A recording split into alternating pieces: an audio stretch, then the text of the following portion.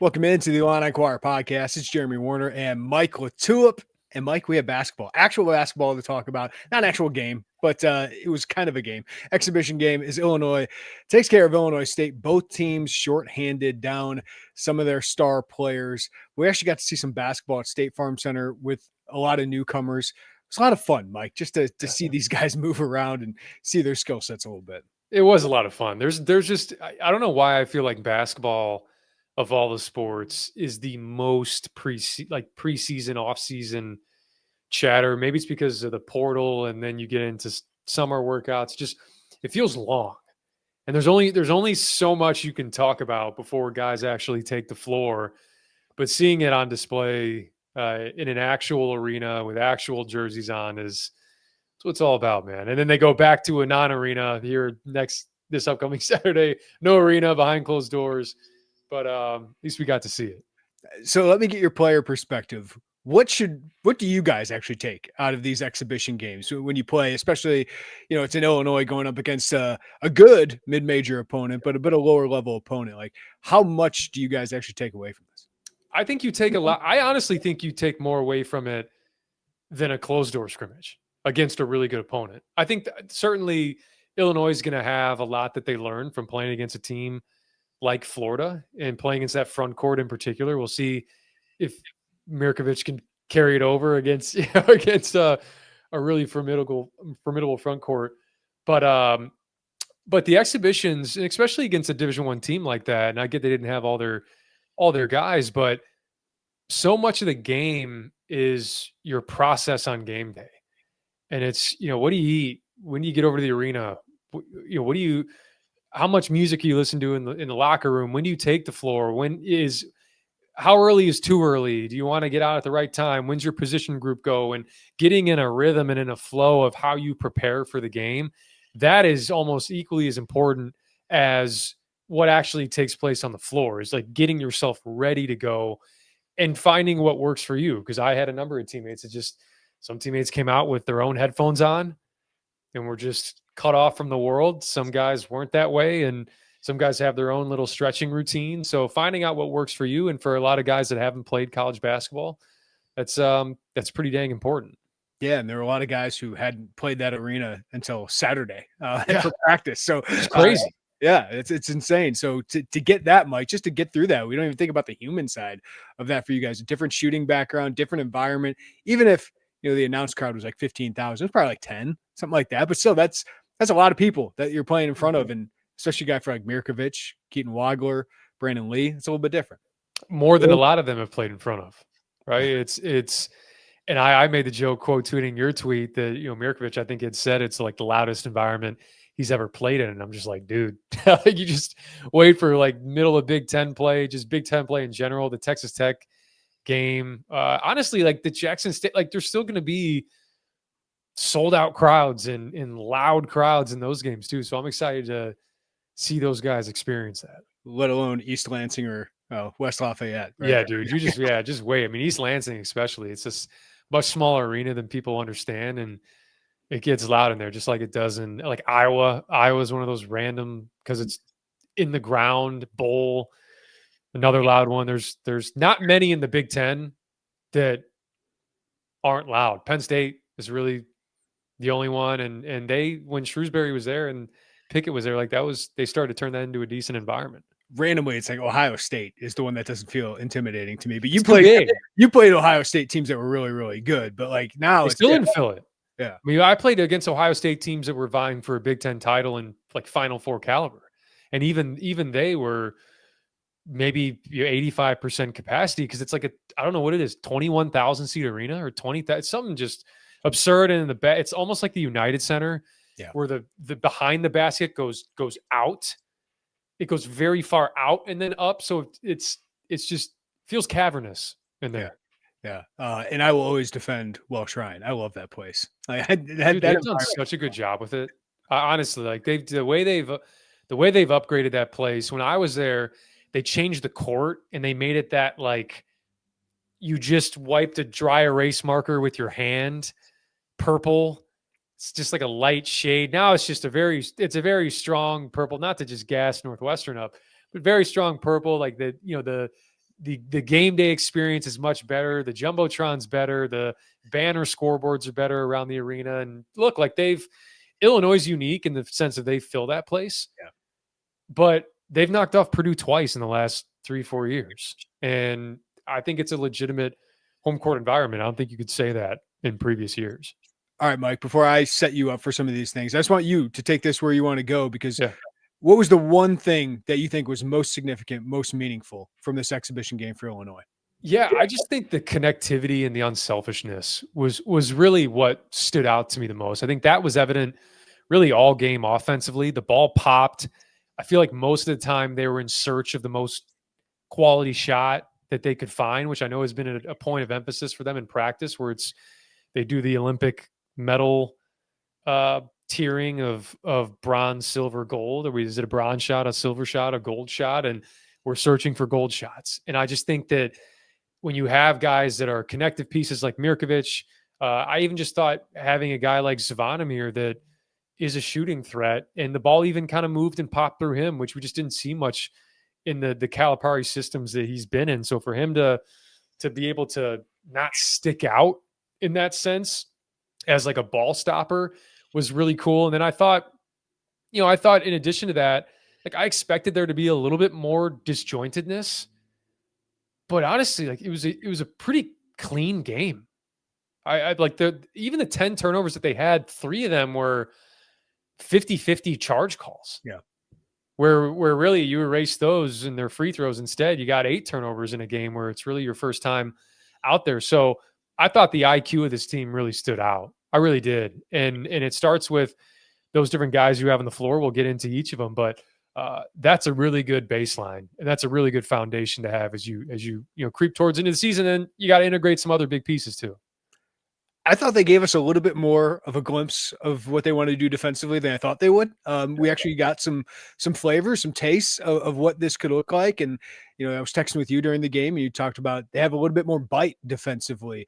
But what stood out to you? I know you'd seen a few of these things, but we saw some different disruptive, aggressive, flavors of defense, whether it was full court pressure, whether it was trapping, whether it was zone on those out of bounds plays. What stood out to you, Mike, defensively? Well, I tried not to give it away in our preseason pod, just the ethics of it. But once zone was brought up, I kind of smiled on that pod because I had seen it in practice. I knew they were going to sprinkle in zone, and I like it opportunistically and situationally.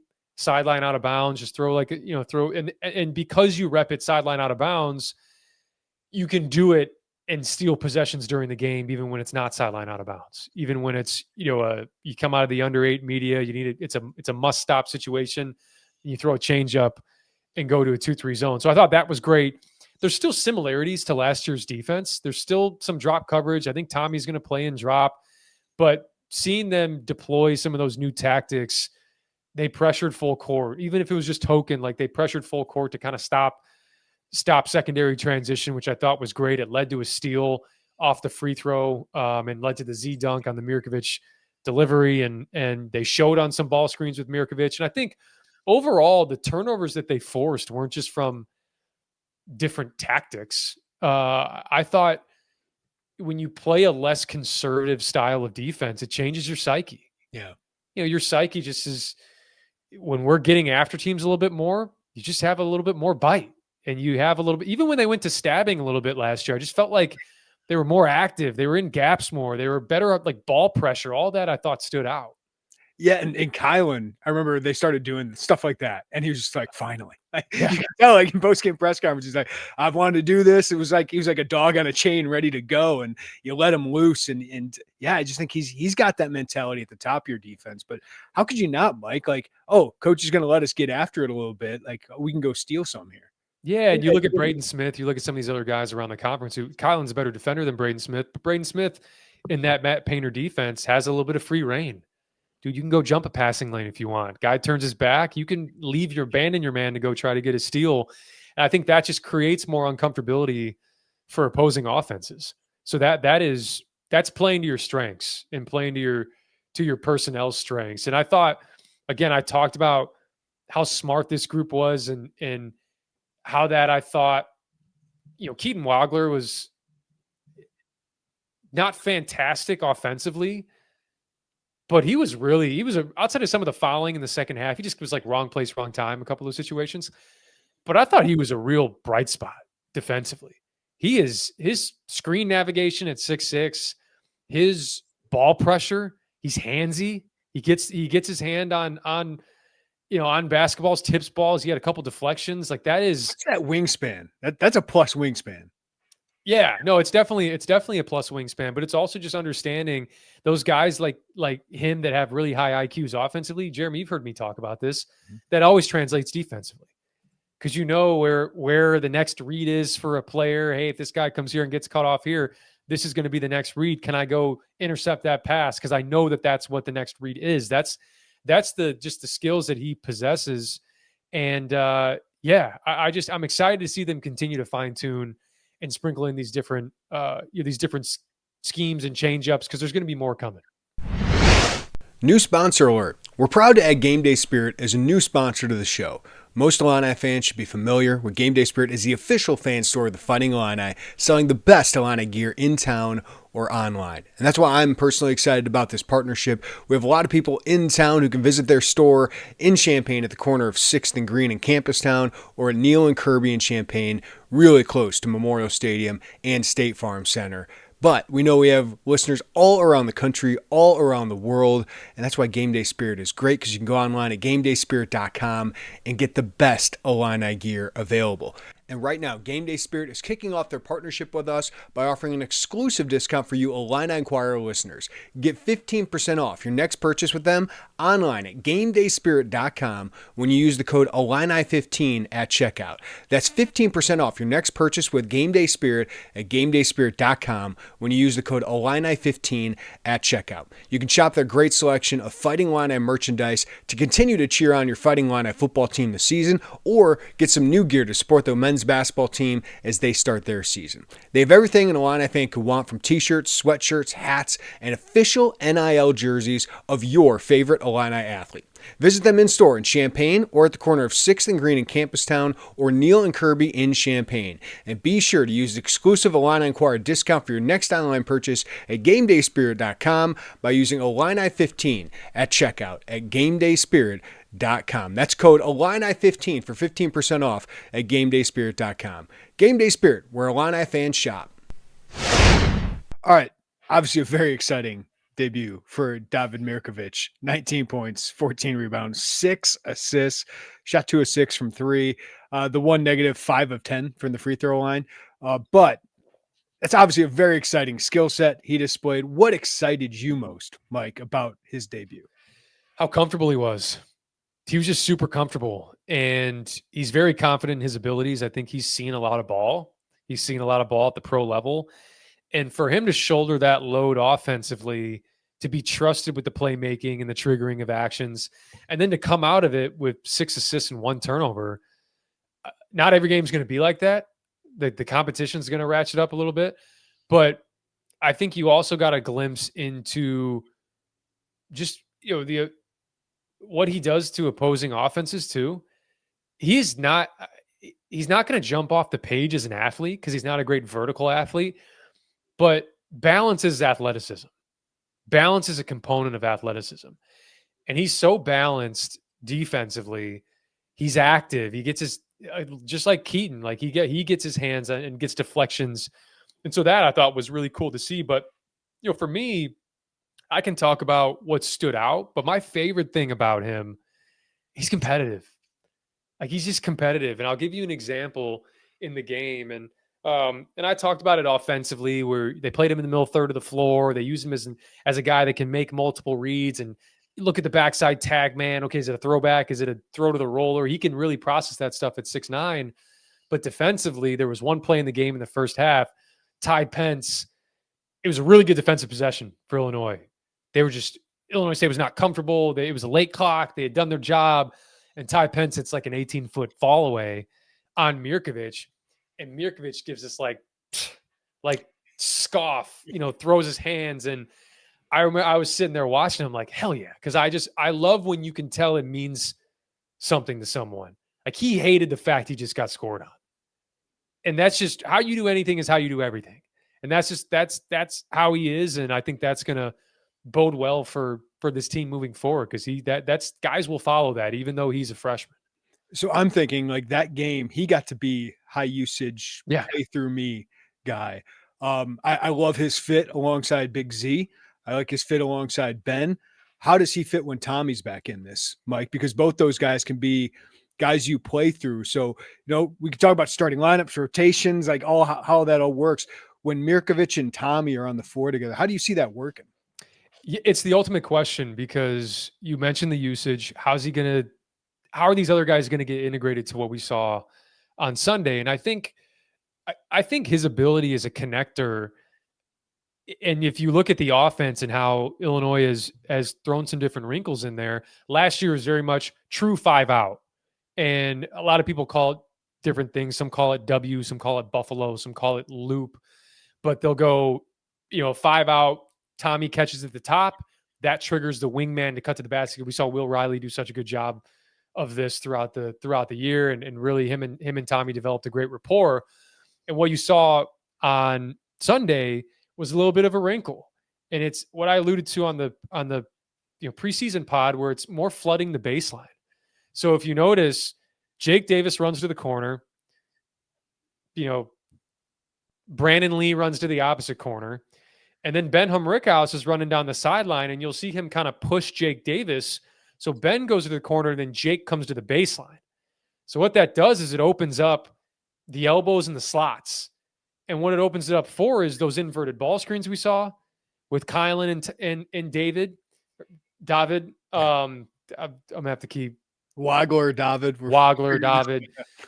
Opens up those slots and those lanes for that two-man game up top, because I think they want to exploit mismatches, and they have guys that can exploit mismatches more than they did last year.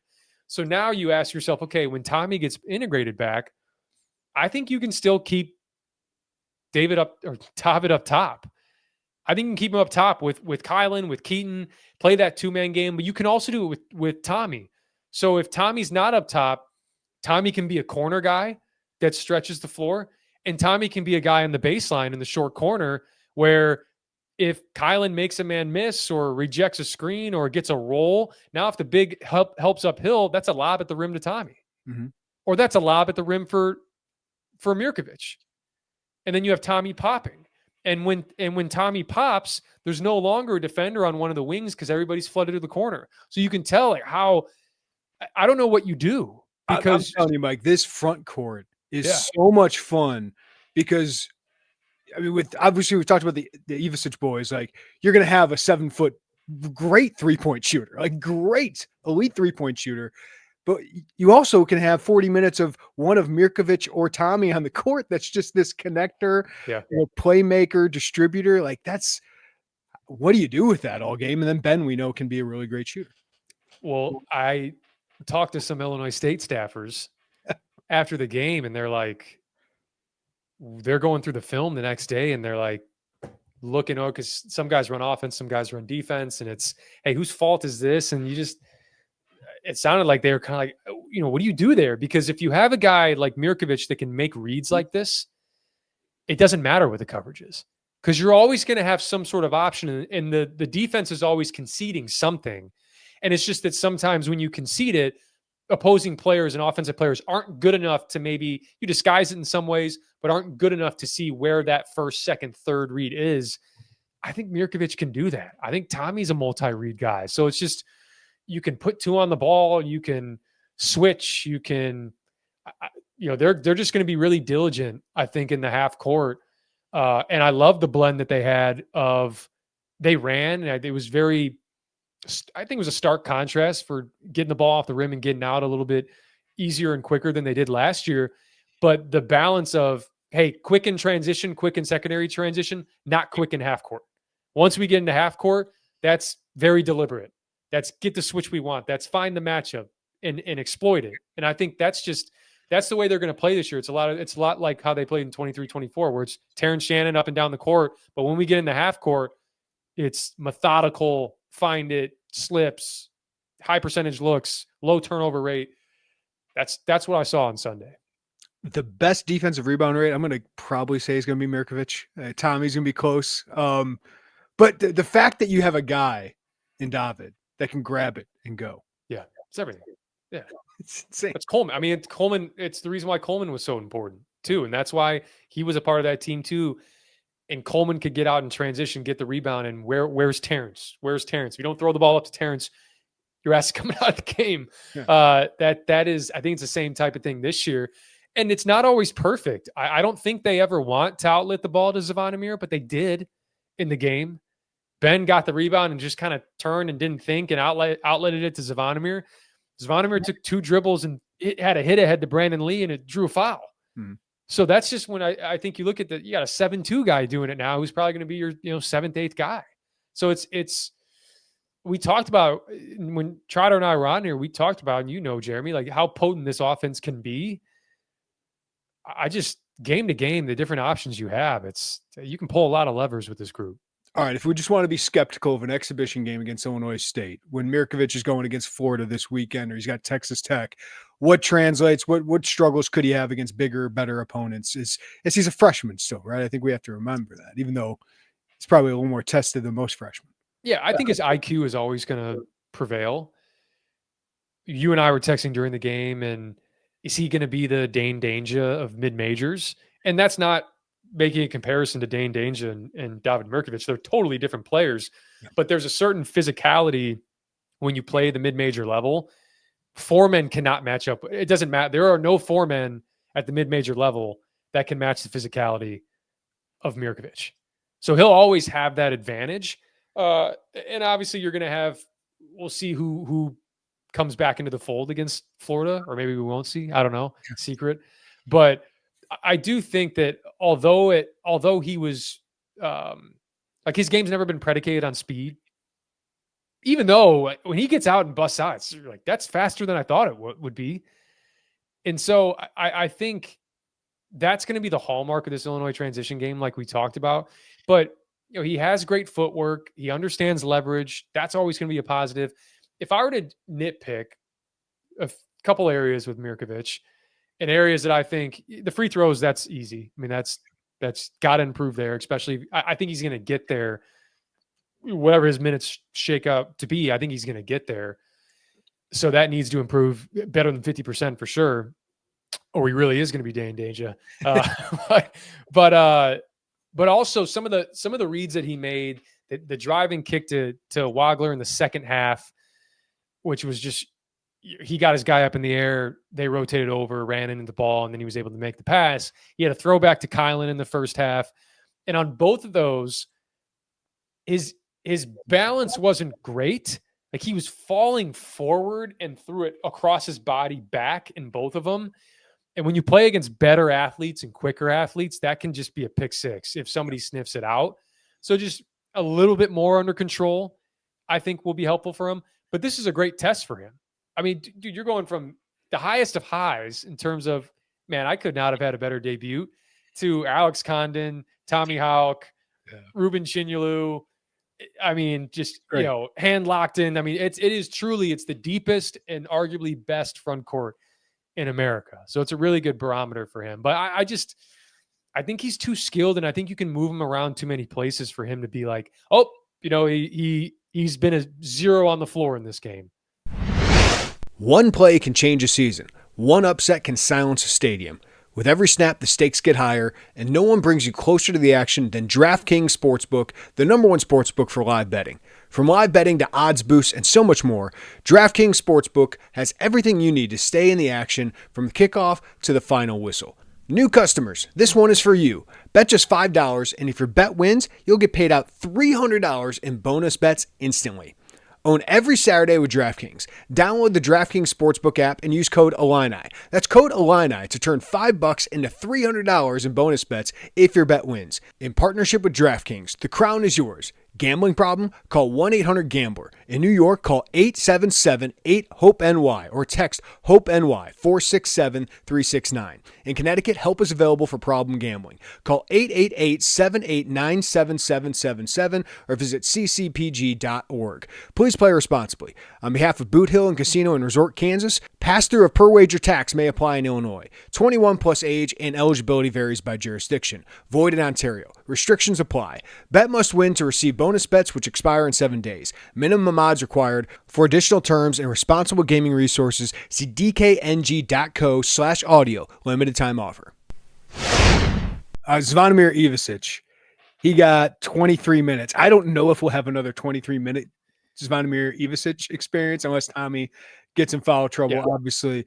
But 15 points, 5 rebounds, 2 blocks, but also 6 fouls, 2 turnovers, 3 of 10 from 3. This is kind of the Big Z experience, right? But like, I sit up on the rim. Yeah, I sit there and go, man, if that's your backup center, that's pretty good. I thought he played great. I really did. The foul trouble, obviously, it's an exhibition, and some of the stuff he can improve on. Just you don't need to reach over the top when you have a guy on your chest on a post up. You don't need to reach over and get those ticky tack fouls. So that needs to be cleaned up. But I think he's shown real growth since arriving to campus. And and honestly, to put it plainly, there were 3 different shot fakes he stayed down on. He just did not do that at Kentucky. He did not do that at Arkansas. He just would take himself out of play and almost concede possessions defensively. I think he's going to have another game this year of 23 or more minutes just because we just see what happens throughout the year. And there may be some non-conference games where there's a blowout and he plays the last 6 minutes. You never know, the last 8 minutes to 2 minute mark. So I think he's going to have that. There's a chance he doesn't have a 10 3-point attempt game, but this was an expanded role that he looked pretty comfortable in. A lot of guys look comfortable in expanded roles. So now comes the real question of whether he can continue that scale down and keep his confidence as a shooter and not feel like he has to gamble defensively. That's tough for some guys when they can't get the confidence from the usage. But all that said, it's 7-2. The shot making, running the floor, he played above the rim, a couple lobs. He pushed the break like that one time that I mentioned and led to a foul. But I think he can be a very, very valuable depth piece. And we saw some of the rim protection stuff too. So, I mean, you just look at as an 8th man, pretty impressive. I mean, just think about like what Omar Payne was. And this is much more than that, in my opinion. All right, we aren't this podcast, but if we were, we'd be sitting there going, Keaton Wagler, is he worth all the hype? Brandon Lee, why didn't he get more hype? Keaton Wagler, 9 points, hit a couple threes, did have 5 fouls, played 28 minutes, started. Brandon Lee, 17 points, 5 of 5 from the field, 6 of 8 from the free throw line. He had 4 fouls. 11 of those points came in the last 6 minutes when Boswell and Wagler were out of this game, but still some positives for him. What did you think overall from the freshman guards and their first taste at State Farm Center? Yeah, I think it would be easy to sit here and say Brandon Lee, Keaton Wagler, but the responsibilities were different for those two. When your responsibilities when you come in the game is, hey, go see red, go get a bucket, that's very freeing. That's a lot less on your play, a lot less to process. I think that's the way that's the best use for a Brandon Lee. And he's going to be further down the depth chart once these guys come back, but get in there, be disruptive defensively, fight on the glass, and then just be a scorer, be a threat, be a Justin Harmon, they're just, one of those just Great come thing. in and we don't need you to make plays. Like we don't need you to facilitate. We have guys that can do that. So just be ready as a shooter, attack long closeouts. And I think that's what he did. Simple, right? Simplify your game. Yeah. Like that's, and that works for a guy like that. So for Wagler, I saw some people on X and stuff like, oh, like what, what's going on? And this is the reason he was under recruited. This is like, people don't understand. There's not a ton of flash to his game. There isn't.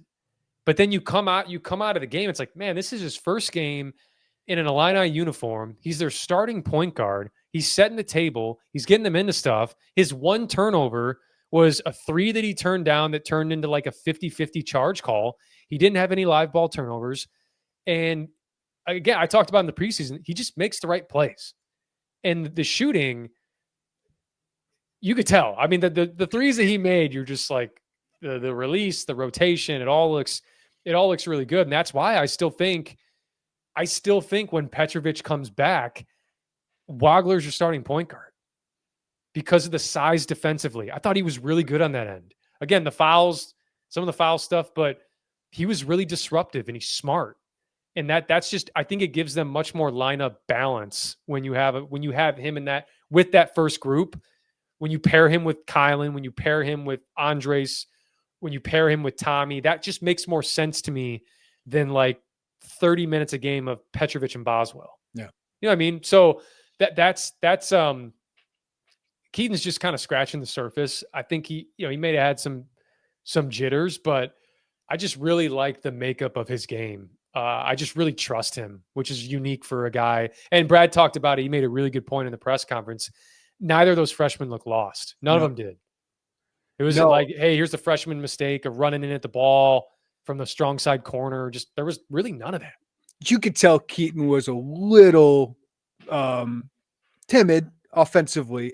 More deferential than I thought he would be compared to what I saw in practice. Yeah, comparatively. But like then you hear everything he's done in practice and what he's done against Kylan Boswell. And I'm just like, he just need to get through that game. He looked like a freshman in his first game in State Farm Center. But then the second half, I thought he like settled in, played his game, but didn't force it. And I agree with you, Mike. That's what makes Keaton Wagler, Wagler so exciting for the staff, is he's not playing like a freshman. Right. Like, I don't know if you're going to have to go through, like, he's got to go through some experience and physicality and all that, but I just don't think you're going to have the roller coaster that you had last year with KJ and Will at times.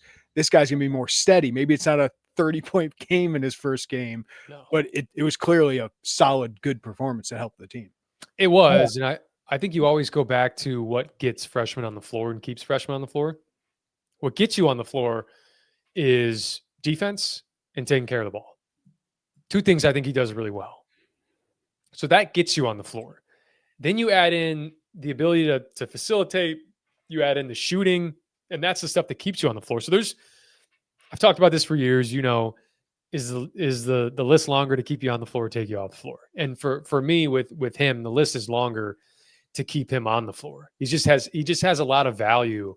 And I'm excited to see him continue to progress, to continue to gain confidence. And I think he's really fortunate to be in a system that isn't, hey, we are 28 to 30 minutes of when you're in the game, the ball is in your hands, man. Even the first play of the game, it was just a Mirkovic, Boswell inverted screen where Wagler was running off the baseline as a shooter to clear out the backside.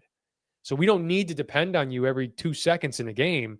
And that's going to allow him to, I think, pick his spots better and really just come along steadier and bring even more value, in my opinion, to not inundate him with too much. But he's a really good player, man. Yeah, the pressure KJ had from the get-go last year was absolutely. It's an underrated aspect. There was no, hey man, we'll ease you in for KJ. It was just, here are the keys, dude. Just take us to the promised land. I really liked the games by Kylan and Ben. I just thought they were total steady veterans. Kylan could have put up 15 shots and tried to get 25 points and probably done it, but he didn't. I thought he got everybody involved, 6 assists. And then Hummerkaus didn't play outside himself either. Like, you give me a 9.7 rebound, 2 block from Ben Hummerkaus every couple games, like that's what you want. That's what I think he can be. So I just really liked what I saw from them, Mike.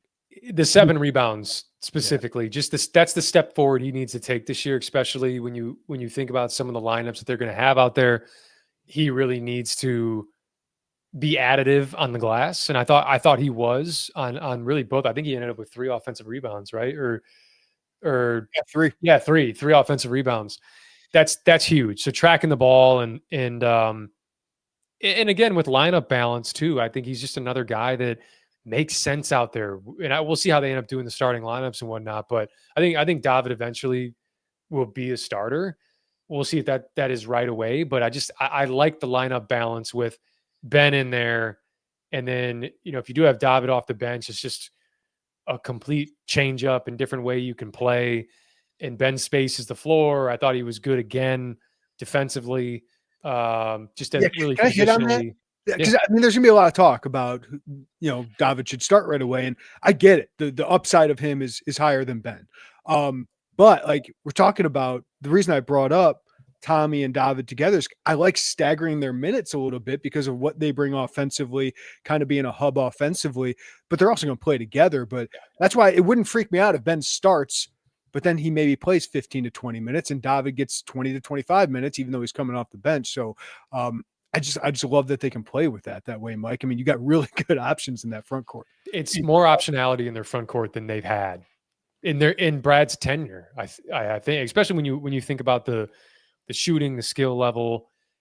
I agree. I think it's not always. I've always talked about this with the Golden State Warriors. Andre Iguodala was one of the 5 best players on the Warriors, but there's a reason he didn't start, because it just made more sense to balance him in that second lineup because he was a facilitator, and he could get guys, Sean Livingston, he could get Brandon Rush, some of these spacers, he could get them into their spots and be more of a table setter. When you take your point guard out of the game, you have another guy playing with that second unit that can orchestrate a little bit, like I think Mirkovic can do, and Petrovic is going to do some of that as well. So yeah, I wouldn't put too much stock into the start. We saw Will Riley last year, and he didn't start to begin with. He was probably a top 5 player on the team, but eventually it happened. But it's the important thing, I think, is maintaining the continuity between lineups. And the thing for them right now is none of these guys haven't all played together. Yeah. So that's still something when these guys come back that they're going to need to work through. And but I'm confident I'll take it from back to the top, the unselfishness and the connectivity. That's going to allow these guys to integrate a bit more seamlessly. And I think my bigger pet peeve with Ben last year wasn't the inconsistent shot making. You've talked a lot. It's confidence, it's shot selection, all that. It was rebounding. Like you can't be a Big Ten 4 and get 2.5 rebounds per game. Like that's got to be better. So that was really, really encouraging. Any final thoughts on this exhibition before we switch to Florida scrimmage here? Well, just last point on Ben, I think seeing him be more vocal, I think I noticed that in the game when Zvonimir was hanging on the rim, Ben got in his face. I was almost kind of stunned seeing it on the broadcast. He got right in Zvonimir's face, which wouldn't really expect that from Ben, but Zvonimir is receptive to it. And I have to mention Kylan. I know you had touched on it and how steady he was and how this offense specifically flooding the baseline, playing him. He's just such a good screener. And even it's funny just think about him as a roll man. He's just a really good roll man and a short roller where he can make reads out of it. He's taken such strides as a finisher around the basket, wanting that confrontation at the rim to get to the free throw line. I really like that. And the way the filling the baseline clears out those slots. We just saw the straight line drives from him to get downhill. And I love the quality of 3 that he had in this game. 2 of them were trail threes with Mirkovic. And those are the ones that he needs to hunt, are the trail ones, the ones where somebody has created a lot of pressure that has you stepping in and flowing into one in rhythm. The ones where you just kind of pull up and off the dribble, pull behind a defender and yank it. You'll hit some. You won't hit enough to probably justify a good percentage. But I just wanted to mention him because he just continues. We talked about it when he first came here.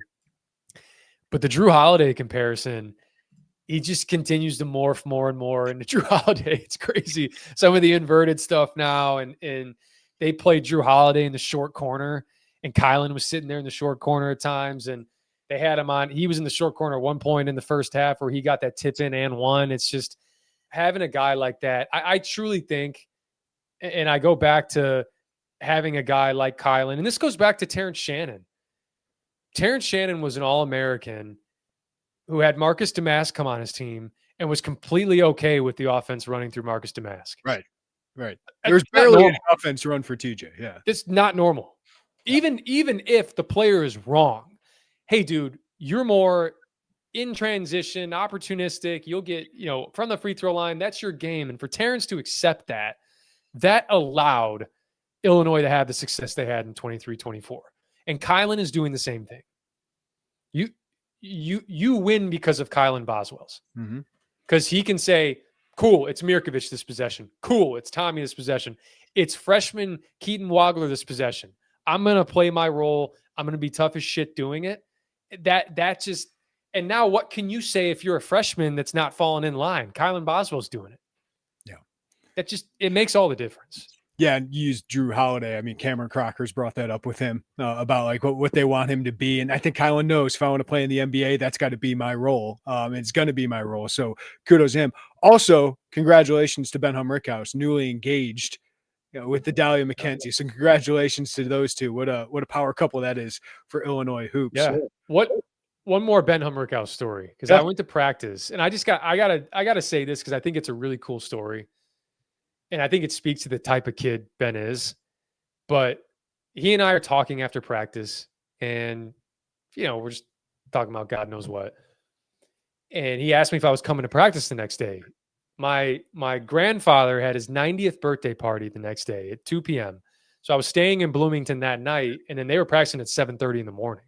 So I'm thinking, I'm like, maybe I can make it in the morning. I'm like, but my grandfather has his 90th birthday party tomorrow. And he's like, oh, okay. Yeah. Well, like, hope to see you here. I'm like, great. So I end up making it to practice the next morning, and practice ends, and I'm dapping some guys up, and I see Ben, and he goes basically like, hey, wish your grandpa a happy birthday. Like, hope it's a really good party. Just like, He's a real dude. Yeah, like that just that type of stuff I think speaks to the type of kid he is. Like, I wouldn't have remembered that when I was in college. Like, I was just like, all right, and then you're just on to the next day. But having guys, I just mentioned Kylan, but Ben too, those type of elder statesmen and leaders, I think it's contributes to success for sure, especially when you have new pieces. When it comes to Ben, he's actually an elder statesman. Is he 24 yet? He's got to be close. It's 23. He turns 24 next July. So he is a little bit of an elder statesman, sincere guy. Fall's here. Crisp air, football, maybe a bonfire or two. But if you're like most guys, you're still putting in hard work. And yeah, that means sweat. Don't let body odor side on you. Mando deodorant plus sweat control is for real working guys. Formulated to stop odor before it starts and doesn't mask odor with overwhelming fragrance. So you can tackle anything from the job site to tailgating with confidence.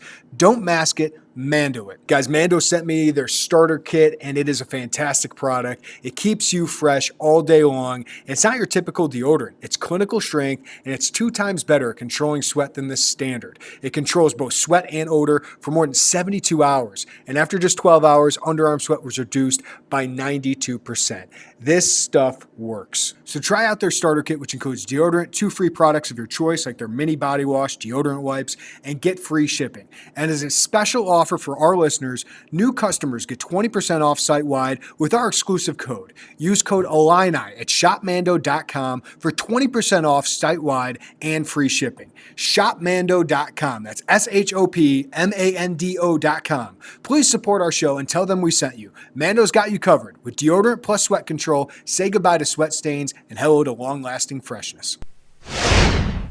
All right, Mike, obviously huge weekend ahead. Florida exhibition on Saturday, playing in Orlando.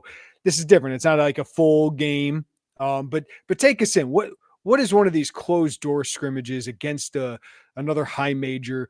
What's it like? What do you guys do? How is it different from an exhibition? What do you gain out of it? Yeah, I think the 2 we played when I was there, we didn't do one my freshman year. Sophomore year, maybe we did junior and senior year. Junior year, we played Dayton at University of Indianapolis. And we played really like a 40-minute game running clock, and then we did situational stuff. So Archie Miller and Gross got together, and it's, hey, we're gonna 50 seconds left, 2 for 1, or hey, we want sideline out, 8 seconds left. You're going through all these different scenarios to be able to simulate live against guys that are not your guys. So that's the value that I think you can have in it, is there's, because even if you do situational stuff in practice, most times the defense knows what the offense wants to do and vice versa.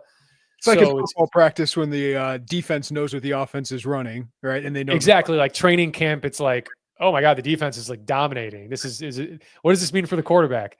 But yeah, and then my senior year, we had a closed door scrimmage against Xavier, and that was really the same thing. It was situational and a scrimmage, which is really funny. We had everybody remembers JP McCura. he did some real shit talking to our bench, which was really fun. I won't get too far into that, but that's really what you get out of it. Is it's somebody new. It doesn't change your world, but it's just, hey, let's see somebody different who's similar caliber. And I think what's really interesting about Florida specifically is when you look at the flooding the baseline and the 2-man game up top, that's what Florida does. Yeah. So it's interesting. Like they're going to be seeing a lot of what Illinois does. Illinois is going to be seeing has seen a lot of what they do. And then it's a lot of like, how do you get through screens? They do a lot of DHOs, dribble handoffs. So how do you deal with their physicality in the front court? I think all that is, it's going to be filmed. So you're going to have film that you can go and break down and stuff. So that stuff educationally and developmentally is what you get out of it. But I still think you get the most out of real butts and seats, game day, jersey on type exhibition game like they did against Illinois State. So, but it'll be funny to see the Trilly Donovan posting of the score that's inevitably going to come out, and the potential overreactions either way. Yeah, that was going to go there. It is fun. These are two of the best front courts in the country, going up against each other, and some new guards going up against each other. Obviously, we'll see who's available for Illinois. I don't know if Tommy or Andre would be ready for this one, but when we do see, it is a job. Like my job is to figure out what we can learn from this. What kind of details can we get? But somebody nationally will post something about the score, about who scored this. What should fans that are listening to this take away from any of that? Just the result. I wouldn't take much from the result, regardless of what the outcome is. Illinois could win by 20. Maybe if they win by 20, it's get your antennas up a little bit. But Ole Miss beat Houston in a secret scrimmage by like 15, which I don't expect that to be the case during the season. It's what's interesting is Florida's going to have film. Florida's seen a game, but a lot of times too, like you may not do a ton of scouting for this as Brad well. said he wouldn't. Yeah, like you're just gonna go in and work on you, and you simulate the scouting in that in the actual exhibition game. So yeah, like I could see reactions coming one way or the other. It's like, whoa, Florida won by 25. This team's not ready. Or Illinois won by 8 and they just beat the defending national champions. Like you got to remember too, whole new backcourt for Florida, and how are they going to get integrated? It's really going to be their first action, I think, of them playing somebody other than themselves. I don't think they had a foreign trip or anything. So if I'm Boogie Fland, I want to get back at Kylan Boswell, who kind of shut me down last year. I would say, yeah, that wasn't pretty. That was a lot of long twos. And so that's I'm very curious to see the result, but not going to put a ton of stock in it. Because was it 2 years ago or 3 years ago where they beat Kansas or didn't beat Kansas, or conflicting reports, or that was when Goody got hurt, I think in the game, maybe. Yeah. It's tough to take much from it, but I'm sure people will. All right. We got 3 weeks till Texas Tech comes to town, 2 weeks till the season tips off at State Farm Center. How important is just getting healthy during these next 2 weeks? I saw Andre Stojakovic go through a workout. He seems really close. He's close. And then Tommy, I would imagine, as long as the pain subsides here, he should be pretty close too. What is the importance of that over the next 2-3 weeks? It's huge. It's huge. You don't want to be figuring this out in December. And if that does happen, it's not the worst thing. You can at least get your guys back, hit your stride in January. But the really strong teams that do their work early are the ones that are healthy, and the ones that can put a full cast of characters out there. I wouldn't doubt if is it Jackson State is the opener. I wouldn't doubt if there's like more disjointedness in that opener if all the guys are back compared to the exhibition game, because you want to have all the healthy pieces, but these are very, very big pieces that you're implementing back. Like, it didn't surprise me the majority of the guys that were out there knew their role and the ball popped and everything. Petrovic, this is like not an indictment on it. Like, Petrovic is a little bit more of a ball stopper. Mm-hmm. And, Tommy, you play through Tommy a little bit. Andre, so you can go to more like back downs, and how is he going to integrate as a guy sitting behind the defense or in the corner. I mean, you got to figure all these things out. And maybe Stojakovic plays against Florida. That would not surprise me, at least sparingly. Get some get in there, get ramped up, and get a feel for it.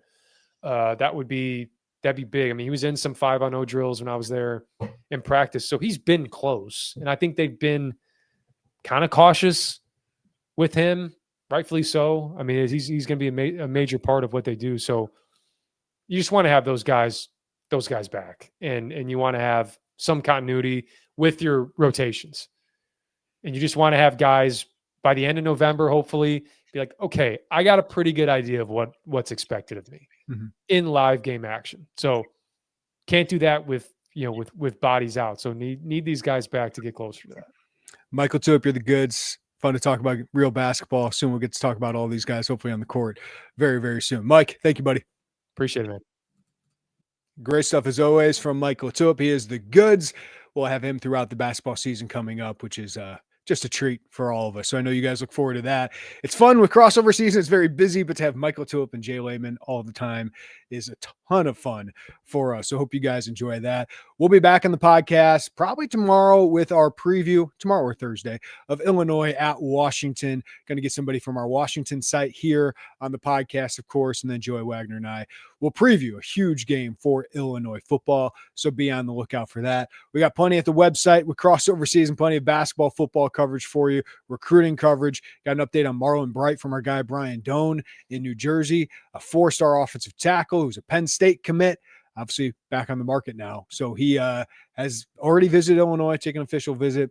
Brian Doan's got you with a great update at IlliniInquirer.com. So check all that out. If you're not a VIP member, get 30% off now at Illini Inquirer for your first year of membership. Hit that like button if you're watching on YouTube. Follow us, rate us, review us wherever you get your podcasts as well. But for Mike LaTulip, I'm Jeremy Werner. Everybody have a great day. Take care of each other. We'll talk to you next time on the Illini Inquirer Podcast.